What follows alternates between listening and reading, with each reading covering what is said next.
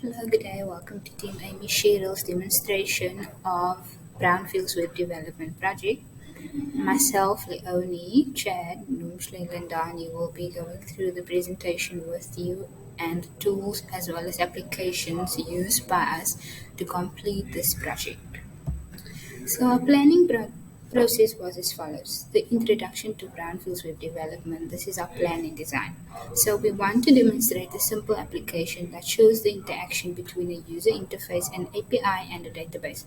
Using tools such as the Java Javelin module to set up the HTTP APIs for the GET and POST requests, then as well as making use of HTML and CSS to design an easy interface for the user to interact with our program.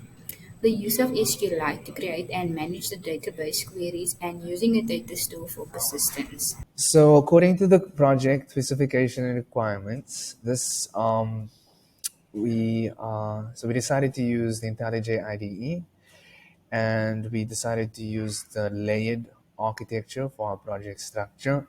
As you can see, we have a Java file, and that holds all of our a Java folder that holds all our Java files, a resource folder that holds our HTML, CSS, and SQL files, and then a test folder separate from that, all structured by the Maven framework. So the software and tools we used for the versioning and development of the project. So we were using HTML. It's HTML5, CSS3, and then that what comes with the Maven framework, using a POM file, which handles all of the standard dependencies. Then we also used Make, which is a build automation tool, and that includes running the tests and making sure that everything is running functionally, and that was all automatic. Then we were using Java, the Java SDK 17, along with that a Javelin module and SQLite. The Maven version we were using was 3.8.6. Okay, and then the way we retrieved and updated our source files, we used Git. It is a version control system, and we use the tools that come along with it, one of it being a CI/CD pipeline. So we use the CI/CD approach, which is continuous integration, continuous delivery, and we were all using one branch. This way, we were not only protecting our source files from loss and updates while we were in progress of development, but it also minimized merge conflicts. Okay, so here we have an example of the Java syntax, all coded according to the project outline and specifications. So here's an example, a snippet of one of the classes. The code was coded to the specification of the program. We are using OOP in Java, and there are classes and methods within those classes. In this example, we have the documentation about each of the methods, and they all follow standard syntax rules.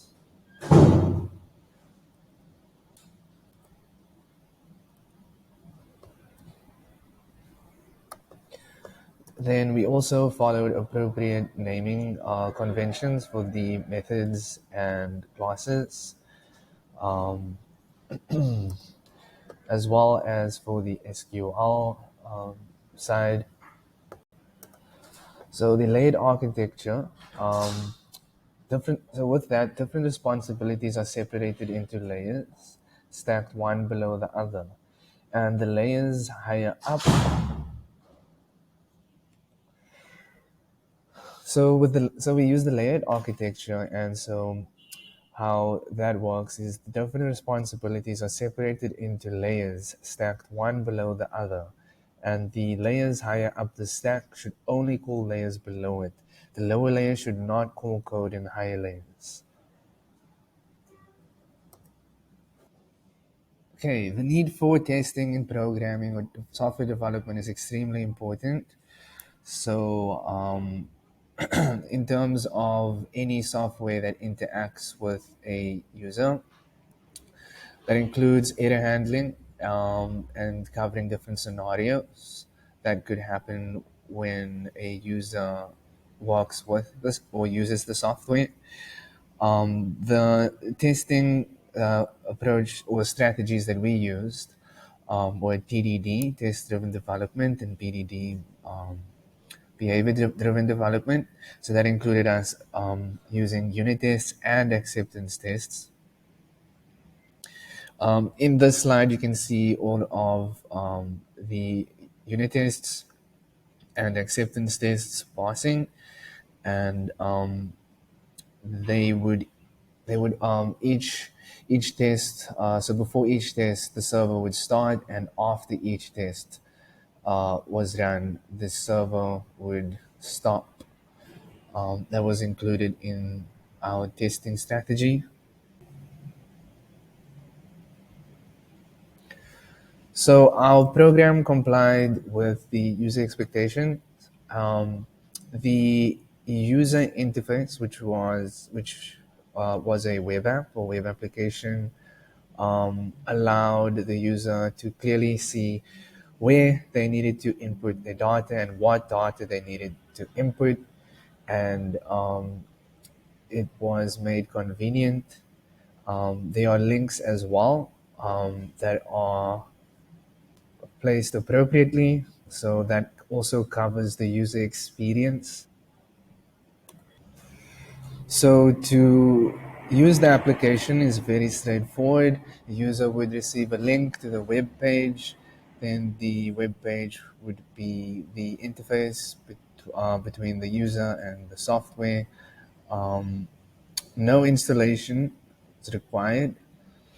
Um, then we have on this slide the program purpose. The program consolidates several concepts of working with databases, APIs, data persistence, and a relational database management system. The purpose of the program is to demonstrate and showcase the effectiveness of the following systems in web development. So that would be the database management system, SQL, web server management, API integration between front and backend systems, and working with web pages to display the backend process results. So this is our program layout. It uses object-oriented principles. That includes using classes, constructors, methods, and subclasses. This is a visual representation of our project, and this is a UML.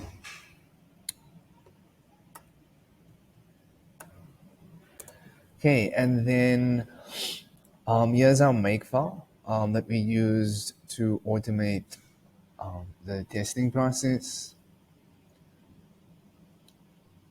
That the makefile would use Maven to test the whole application, and that would include the unit tests, which cover the testing of the functions or methods, and the acceptance tests, which checked that the um, program behaved in the correct manner um, when used by the user. With Amy Sherald. Uh, I'll be speaking of on database management systems. Data management systems, the issues we had with updating DBMS, data validation, retrieving data, deleting records, central data storage. Then we also have solving DBMS. How we solve them is we solve them with persistence using RDMS. It will store what data is required for other users. Common features of common commercial DBMS is data integrity, data consistency, data security, data backups, and data accessibility. Reasons for using common features is for cost efficiency, centralized storage, less data. The purpose of common features are one of the common features is the hierarchical feature structure, which means that folders have files in them and subdirectories. The purpose of this feature is of regional systems is that a single database can be spread across several tabs. This makes it easier to insert and save data. Also makes it a good system for storing and any data type that exists in the real world. Different types of DBMS. We have relational database, which is a collection of information that organizes data in predefined relationships where data is stored in one or more tables of columns and rows. Example is MySQL. Another type of DBMS, we have object-oriented databases. That is a database management system in which information is represented in the form of objects as used in object-oriented programming. One of the examples is Recent Object Database. Then we have Hermeneutical Database, which is a data model in which the data is organized into a tree-like structure. Examples as IBMS and IMS. Why did we use SQL? We used SQLite for our project, and SQLite is a relational database. The reason why I think we were given SQLite, it's because it's easier to understand. Using an object relational mapping for DBMS, which it has implementations of the program design, the SQL functionality that optimizes queries, table joins in SQL query, database access interface, underlying technologies that link your database and the website. Object relational mapping, data access objects, methods, store, update, delete, and query data objects.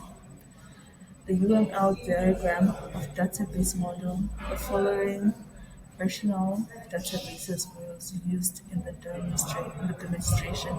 We had books and the genres. In the books, we had to get the ID, the title, and the genre code. For the genres, we had to get the code or the text and the description of the book. Thank you.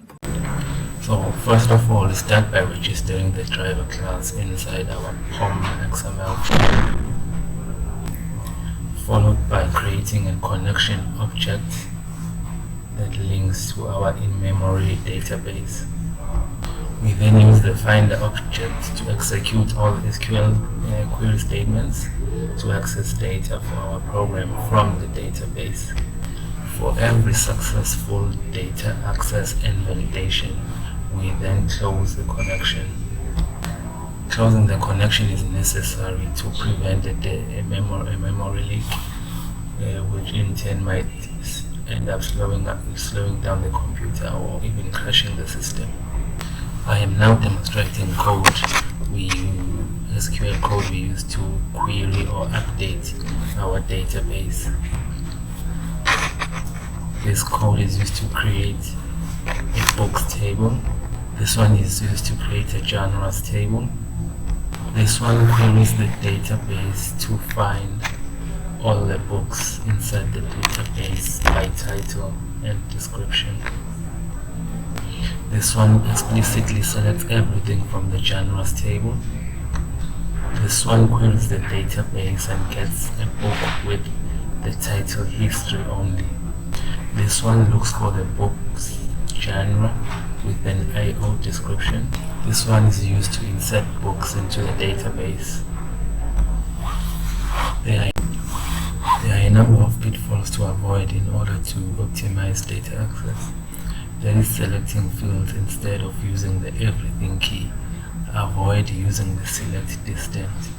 Using inner joined instead of where, as where looks for the specific data in each and every table in the database, which might consume a lot of memory. Using wildcards only at the end of phrases, and limiting the sample results. Table join is necessary in its ability to combine rows from two or more tables based on a related column between them, as you can see from the SQL query where the book's title is joined with the genre's description, and those are two different tables. From the diagram, we can see that we have applied entity integrity to ensure that each row in a table is uniquely identifiable. We can apply entity integrity to the table by specifying a primary key, a unique key, and a not nil constraint. Referential integrity ensures the relationship between the tables, and we can apply this using a foreign key constraint.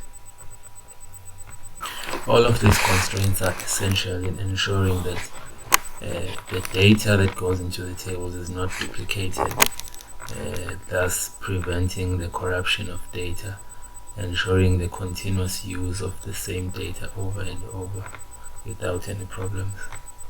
In addition to the use of foreign keys, checks, and validation methods, it goes without saying that using the correct data type for each column is very important.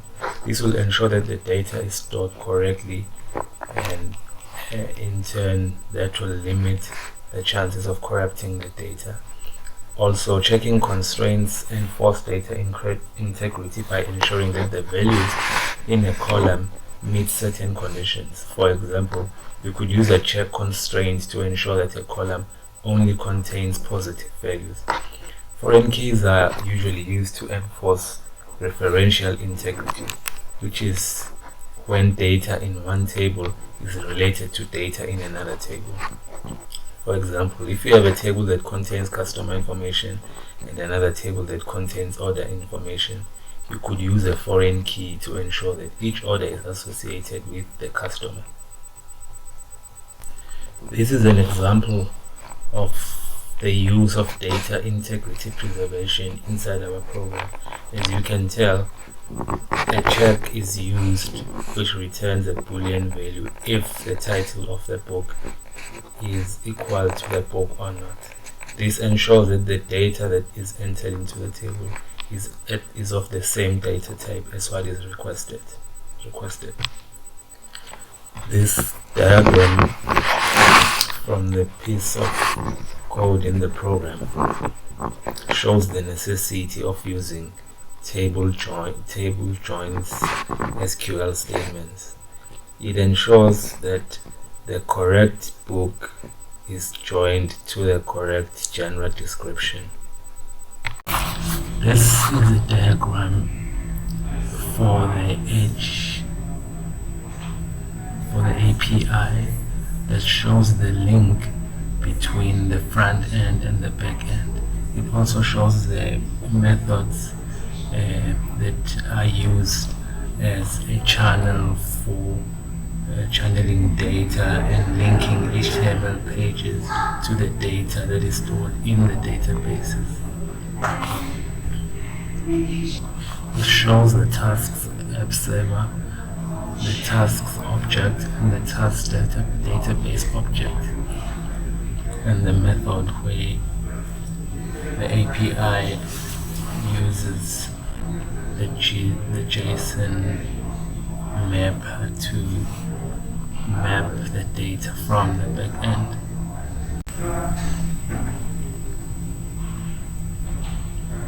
The overall design of our program includes the separation of concerns according to the following directories: the API, persistence, relational database management system, and the web.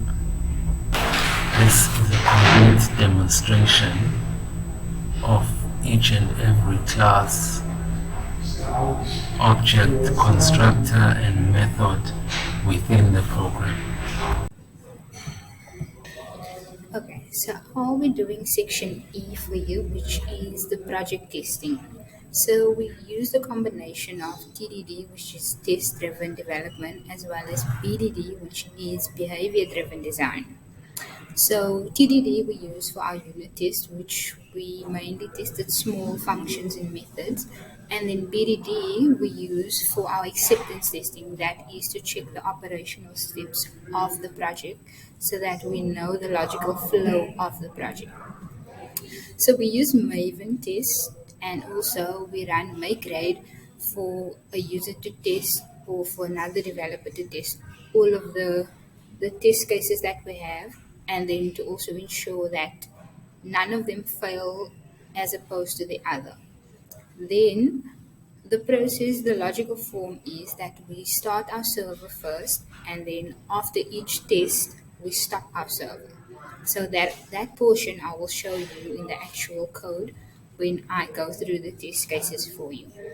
So then we're using input data, so the database and persistent tests use SQL statements to test the database and database access layers. And then for the HTTP API, it uses UniREST to send, get, and post requests. For the web page test, it checks that all the content that is required is present and styled according to the design specification, which is mainly JSON things. Then, for the database access layer, it uses JDBC connections to send SQL statements back and forth. And then for our test cases, we have a CI/CD pipeline, and we use Git to push any changes made to our code. So once you push code to Git, the pipeline runs to check whether there's test failing, and after every commit, it will record those specific steps and show exactly which test ran or passed or which test failed.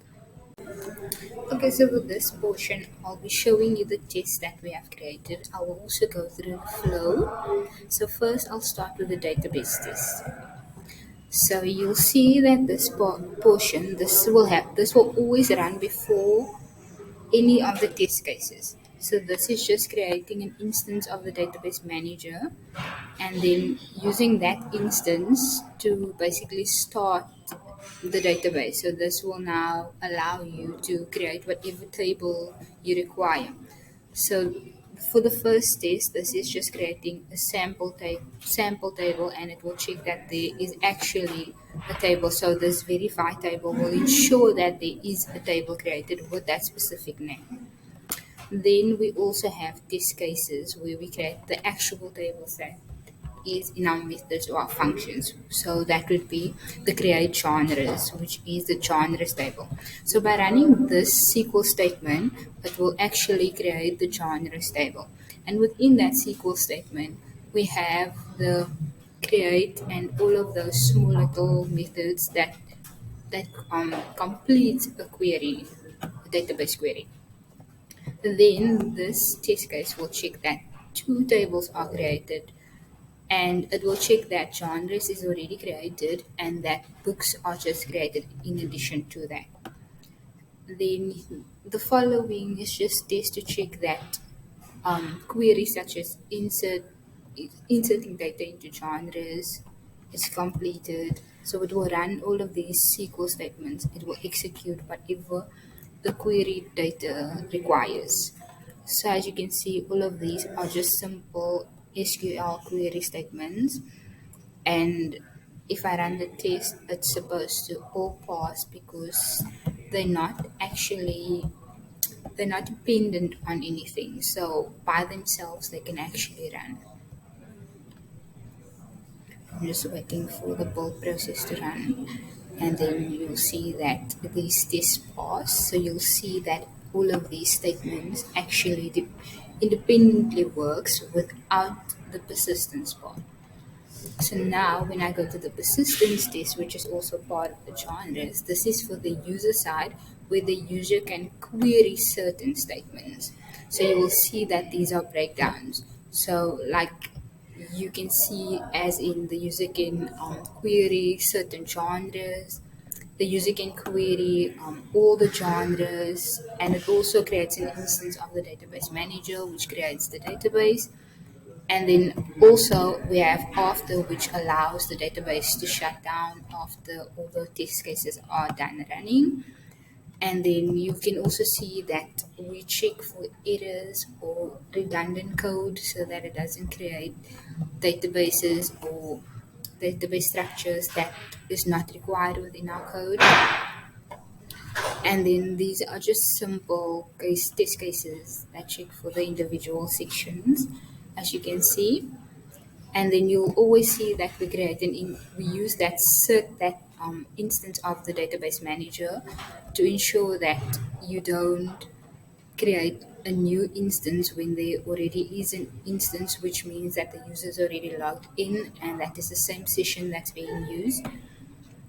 And then you can see it just checks that all of the cases or all of the statements are found within the database.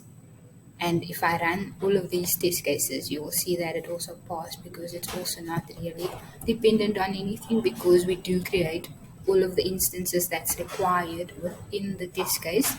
So on their own, they should be passing, as you can see there.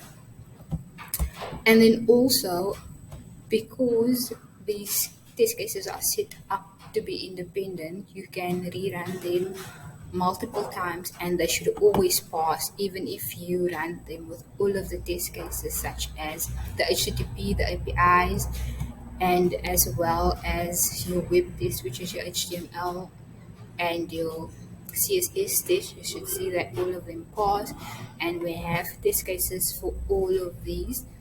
As you can see there, the HTTP API ones, it ensures that when you query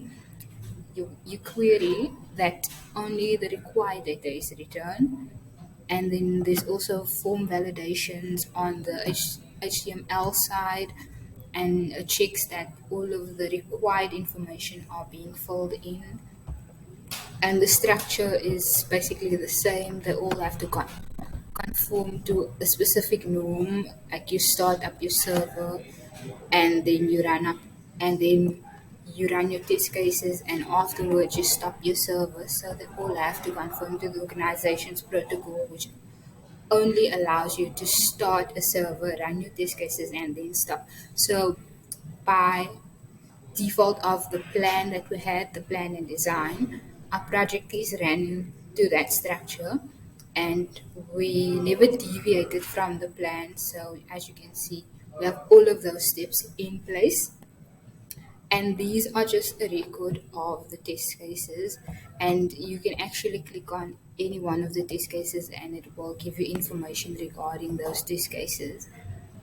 So if you check, okay, the database won't show, but on the HTTP API side, it will show you on the Javelin side what the logging in, running the server, all of those things that shows you on the HTTP side. So yes, you can go back and forth and review whatever changes needs to be made.